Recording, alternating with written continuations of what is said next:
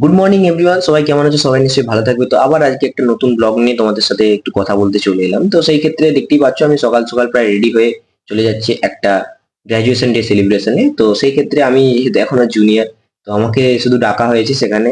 আর এটা এমনি graduation day celebration নয়, এটা ইন্টারন্যাশনাল। তো সেই ক্ষেত্রে আমাকে একজন দাদা, আমাদের খুব বড় সিনিয়র ফোর্থ ইয়ারে, সে ডেকেছে, বলে ভাই আমি একা একা কেন সেলিব্রেট করবো, তুইও আয়। ওই জন্য আমি গেলাম সেখানে। দেখতেই পাচ্ছ। আর সবাই খুবই বসে আছে, আমাদের সবাই দেখাদেখি করছে, কত সুন্দর কথাবার্তা বলছে।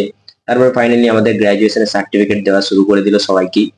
তো সবাই তাদেরকে সবাই কংগ্রাচুলেট করতেছিল, এমনিতেই সবাই সবাইকে খুব সুন্দরভাবে সাপোর্ট করতেছিল, আমিও হাততালি দিচ্ছিলাম। কিছু বুঝতে পারছিলাম না সেটা পরের কথা, কিন্তু তারপরে দেখতে পাচ্ছ আমার সাইডে একটা সিনিয়র, কত লম্বা! আমি তো একদম অবাক, আমি বলি যা, আমি তার কোমরের কাছে ভাই। তো খুবই ভয় পাওয়ার কিছু নেই, তো সব মেনে নিতে হবে। সেই ক্ষেত্রে দেখতে পাচ্ছে সবাই সবাইকে খুবই কংগ্রেচুলেট করছে। এটা বেঙ্গলে হলেও এটা কেউ করতো না, সবাই হিংসায় জ্বলতো। কিন্তু এখানে ক্ষেত্রে আর জিনিসটা আলাদা। আর আমাকে ডেকেছিল আমাদের মেরি। তো এর নাম বলে দিচ্ছি মেরি, পুরো নাম অনেক বড়, আমি উচ্চারণ করতে পারবো না।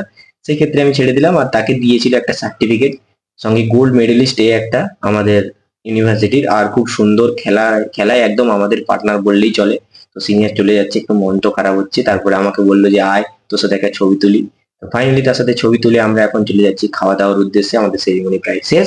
তো সেরিমনি শেষ করে দিয়ে আমি চলে গেলাম খাওয়ার উদ্দেশ্যে, কিন্তু খাওয়ার আগে তো একটু ফটো তোলা তো লাগবেই, তাই তারই চশমা নিয়ে আমার ফোন দিয়ে কিছু ছবি ক্লিক করে আমি এখন খেতে চলে গেছিলাম। তা ফাইনালি খাওয়া দাওয়া শেষ হয়ে গেল।